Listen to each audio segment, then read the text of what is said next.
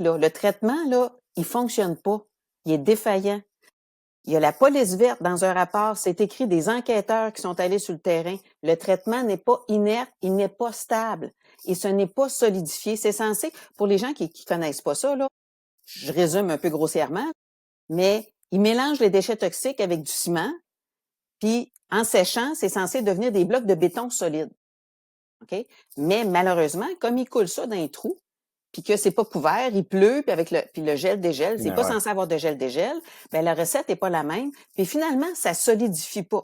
Fait que l'eau qui rentre là-dedans, ça en va dans le fond, ce qu'on appelle du lexivia, et le lexivia, c'est même Stablex qui le dit là. Il est considéré comme un déchet toxique. Il ne peut pas l'envoyer dans les égouts, c'est trop toxique. Il faut qu'il le remette dans le procédé, et ça c'est à perpétuité.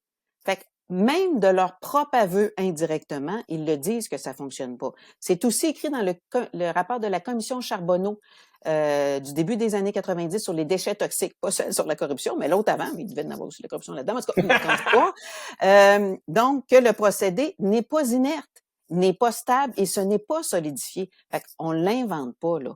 Et c'est l'angle mort de tout ce dossier-là, parce que quand on est allé à l'Assemblée nationale, moi puis Marie-Claude, hier, pour le début des commissions parlementaires, on voyait le gouvernement, puis même les partis d'opposition, tout le monde faisait semblant que le procédé fonctionnait.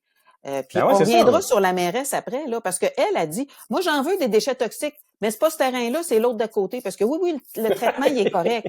C'est hallucinant. Puis l'autre affaire qui prouve que ça contamine, ben c'est l'échantillonnage que Marie-Claude avec les citoyens ont fait. Ça, t'as fait ça, Marie-Claude, avec Daniel Green, c'est ça?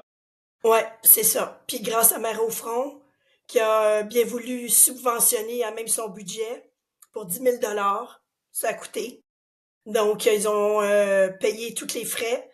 Et puis, Daniel Green nous a pris en main, nous a convoqués 2 décembre 2023, juste à côté de Stablex, dans le stationnement de la gare.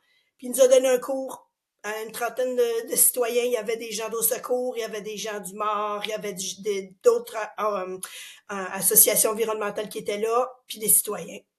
Puis, il nous a expliqué comment prendre les prises d'échantillonnage. On avait fait parvenir à M. Green le site cartographié de Stablex alentour, puis on avait identifié des points, 10 points alentour, où on pensait que c'était vraiment une bonne idée d'aller, avec les bassins versants, les courbes aussi, tout ça.